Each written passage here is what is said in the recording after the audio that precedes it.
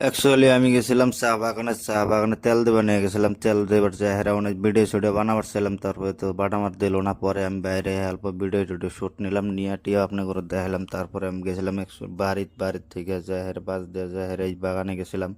বাগানে থেকে আয়াটে হেরে তারপরে গেছিলাম বঙ্গাইগাঁর ভিডিও দেখাই আপনি করে।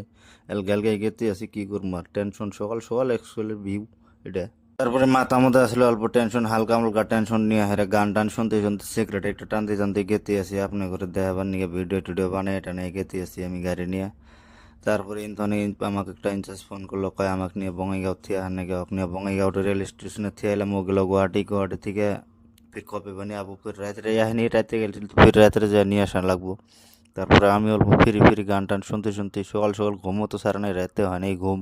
আর অনেকেই অনেক কথা কন, আপনারা কোনো টেনশন করে না, আপনার ঘরের জন্য ভালো ভালো ভিডিও নেওয়ার চেষ্টা করবো। আর দেখে থাকেন ভিডিওটা লাস্ট অব্দি। বঙ্গাইগাঁও টাউনও আপনার ঘরে দেখাম কোন জায়গায় গেছিলাম, ওটা দেখেন। বঙ্গাইগাঁও ওভার ব্রিজ কোন জায়গায়, এটাও দেখে থাকেন।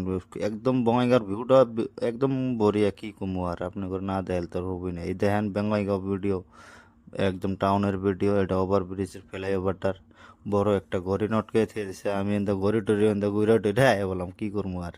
তারপরে রাত্রে বেলা আইতে গেলে আমি রাতে নিয়ে আবার নিয়ে গেছিলাম জাস্ট নিয়ে আইটি আয়। তারপরে ধাবায় টাবায় দুইকে অনেক অল্প খাওয়া দাওয়া টাওয়া দাওয়া করে রামধেনু ধাবা, ওটা তো আপনার চিনে নি। রামধেনু ধাবায় অল্প খাওয়া দাওয়া টাওয়া দাওয়া করে আপনার নিয়ে অল্প ভিডিও বানাবার নিয়েছিলাম। তারপরে চিন্তা করলাম এই ভালো লাগতেছে না, কি আর বানাবো এই রামধেনু ধাবা।